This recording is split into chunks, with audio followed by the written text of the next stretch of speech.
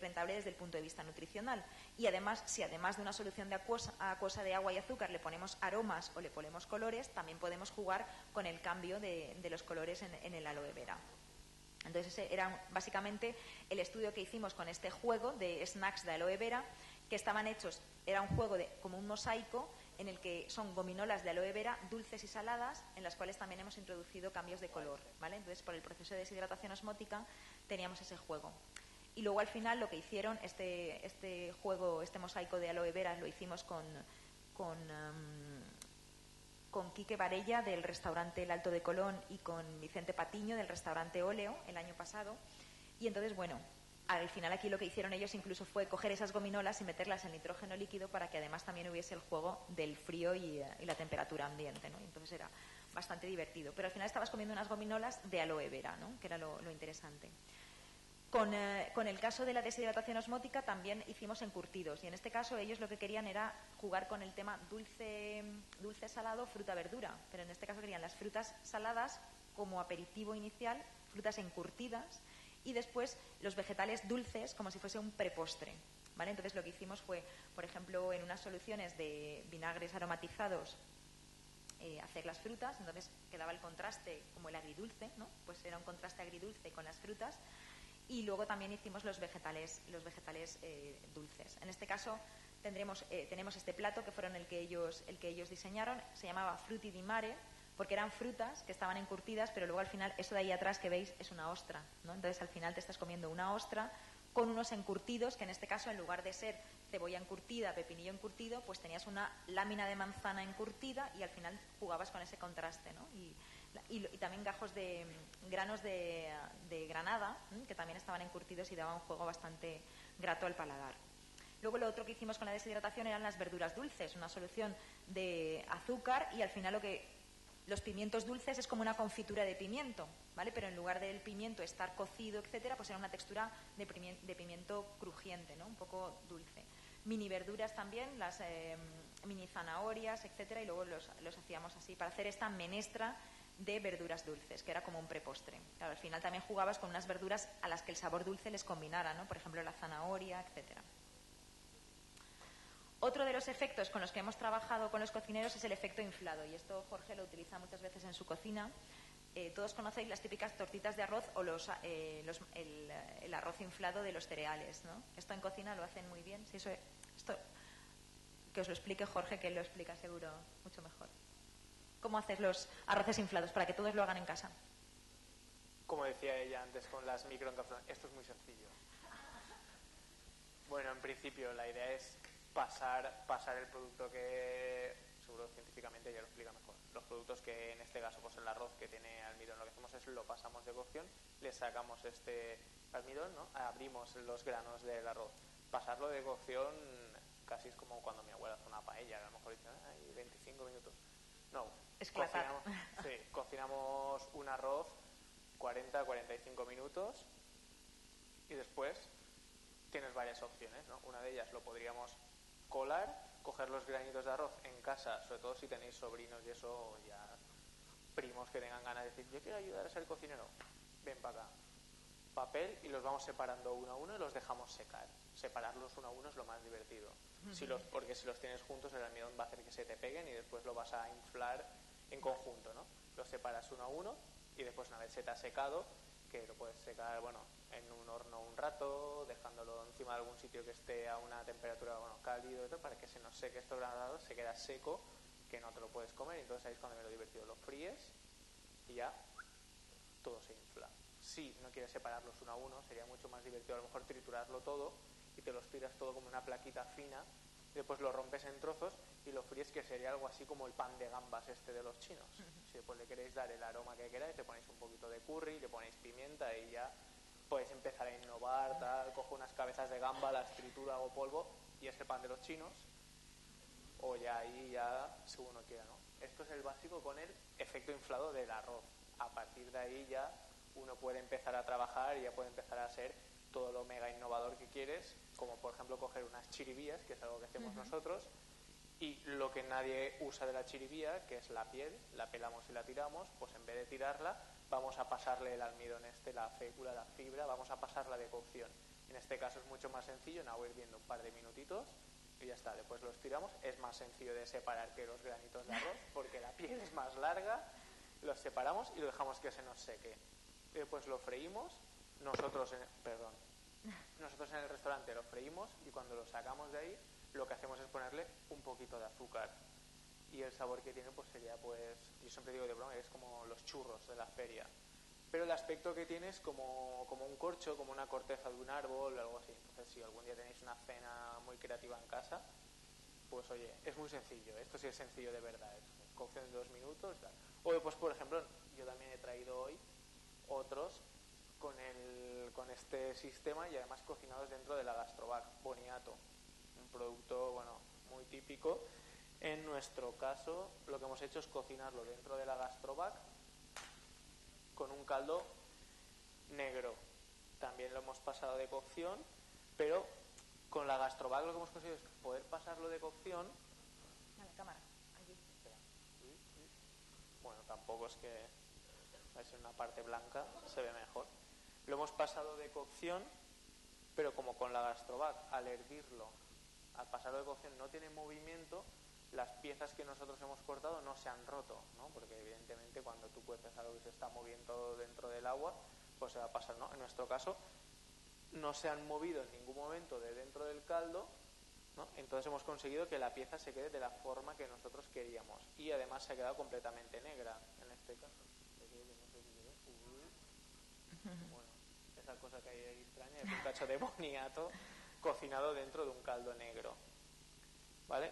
Entonces hemos conseguido que se nos pase pero sin que se rompa la pieza. Después cuando nosotros lo freímos, la parte exterior genera este efecto inflado, se nos queda crujiente, ¿no? Se nos queda pues a lo mejor pues como esta idea del arroz inflado, pero solo el exterior. Y el interior, que se ha pasado de cocción, lo que tenemos es un puré de boniato. Es como haber encerrado un puré de boniato dentro en una de capa este crujiente. efecto inflado, ¿no? Qué interesante. Bueno, lo mismo que se hace con el arroz, que en definitiva es lo mismo que hacen con el arroz vaporizado. Todos conocéis el arroz vaporizado, el que no se pasa, porque en realidad lo que hacen es una precocción, el almidón cambia su estructura molecular y cuando se seca tiene una estructura distinta, decimos que se ha dextrinizado, de manera que después le es más difícil, con esa nueva estructura cristalina que tiene, le es más difícil absorber el agua y por eso no se pasa, ¿vale? Entonces en este caso sería lo mismo, lo que aquí hacemos es hidratar todo el almidón, por eso lo dejan que se pase de cocción. Una vez que lo tienes todo hidratado, lo secas, lo destrinizas y luego cuando lo vas a freír, ese cambio todavía, el poco agua que le queda al evaporarse, se produce este proceso de expansión y el efecto inflado. Igual que con el arroz se puede hacer con otros cereales, de hecho ellos por ejemplo lo hacen también con quinoa, ¿no? Con quinoa, con mijo, con mijo. Lo que pasa es que estos granos son muy pequeños y luego al final, pero por ejemplo hay tiendas de dietética en las que podéis ver mijo inflado o este tipo de cereales, ¿no? Con cualquier tipo de cereal más o menos con bastante cantidad de almidón se puede obtener un buen efecto. A ver si consigo cambiar esto. Vale. Bueno, este sería el efecto inflado. Aquí un poco lo que os había contado de nitrógeno líquido, este lo paso porque ya os lo hemos enseñado. Y luego un poco el tema de los usos de los nuevos ingredientes en la cocina. Os decía, nuevos ingredientes para los cocineros.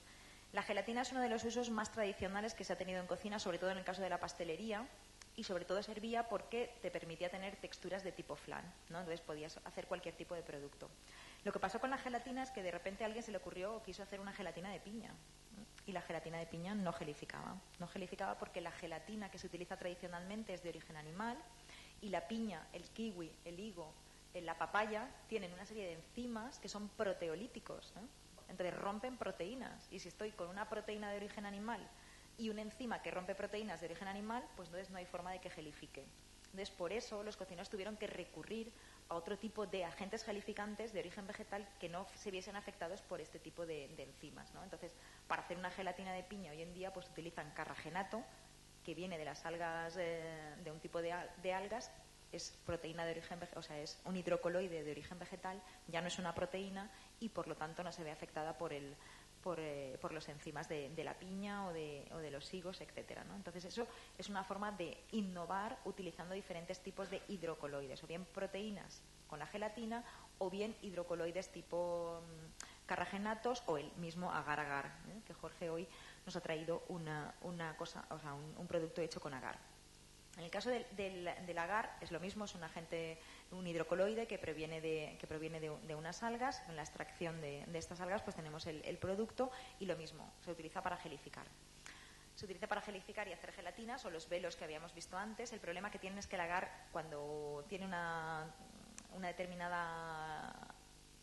espesor, es muy frágil, ¿no? Entonces no lo puedes manipular muy fácilmente, pero bueno, aún así el agar tiene algunas ventajas, como por ejemplo resiste la temperatura, de manera que tú podrías servir una gelatina, has puesto una gelatina y la has pasado por una salamandra o por un microondas y podría estar caliente y te la podrías comer caliente, también con el carragenato o con otros geles, ¿no? Agentes gelificantes. Bueno, pero Jorge tiene un invento, una innovación con el agar, y es hacer un papel comestible, ¿vale? Entonces él utiliza el agar humectándolo en un horno a vapor con calor húmedo, de manera que al final lo que obtiene es un papel que es comestible, porque el agar es comestible, y además utiliza una serie de minerales, de colorantes minerales que le dan color plata o color bronce. Entonces este papel al final es muy ligero en la boca, porque claro, se humecta con la saliva y rápidamente desaparece, pero claro, el efecto brillo que tiene, ahora es porque en papel metálico, ¿no?, pero podríamos hacerlo de cualquier color, el efecto que da este papel comestible es muy agradable también al paladar, ¿no? Entonces, por ejemplo, este es un nacarado, sería un papel hecho con agar, nacarado, y nada, es como si fuese, da la sensación de los papeles que envuelven a las galletas, ¿no? Que dicen, esto va a ser comestible, ¿no? Pero al final te lo comes y es bastante... Lo he hecho también en cobre, ¿no?, que se ve aún más. ¿Vale? Entonces al final da ese, ¿no? Es un efecto visual que al final te lo puedes comer y tampoco forma parte del aspecto visual del plato, pero tampoco es algo que vaya a romper un poco lo que es el efecto del plato, del producto. Después nosotros en uno de los platos, que bueno, ahora lo veréis, usamos el de plata, porque cuando le damos calor el aspecto que coge es de que se está quemando el papel de plata. Entonces nosotros jugamos un poco con el concepto de las verduras que metemos en las brasas, la típica patatita esta con el papel de plata, que la pones ahí, se te olvida, y después cuando la sacas la partes por la mitad, pimentón, sal, aceite y para adentro, ¿no?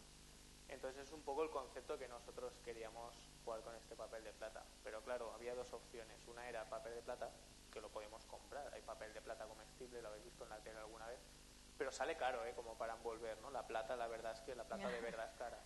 Entonces, claro, era o tirar de talonario o inventarse un papel de plata más barato, ¿no? Entonces llegamos, bueno, a este papel de plata hecho con agar-agar en este caso. Muy bien, pues nada. Otro de los platos que os va a preparar hoy Jorge para que lo probéis es la utilización de los sifones. Basándose en el concepto gelatina, a la hora de hacer diferentes tipos de productos, pues bueno, al final... esto sale de una idea de Ferran Adrià, va un día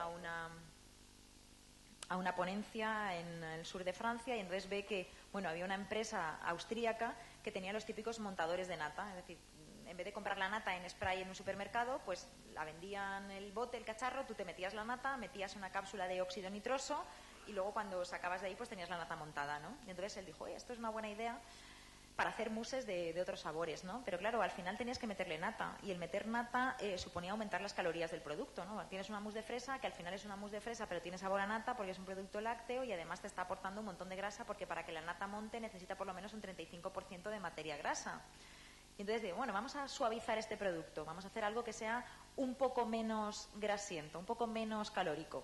Entonces, al final lo que hicieron fue desarrollar como innovación el hecho de decir, bueno, vamos a poner nuestro jugo de fresa, nuestro jugo de nuestra fruta, le vamos a meter una gelatina que lo va a hacer más viscoso, le vamos a meter el óxido nitroso, que se disuelve muy bien en productos viscosos, y luego cuando lo despresuricemos, pues tendrá esa textura que al enfriarse la gelatina solidifica y por lo tanto da ese aspecto más o menos de montado, ¿no? Entonces, ese es el juego con el que tienen lo de los típicos usos de los sifones. No solamente se puede utilizar con gelatina, hay muchos más usos. Podemos hacer con un sifón sabores dulces o salados.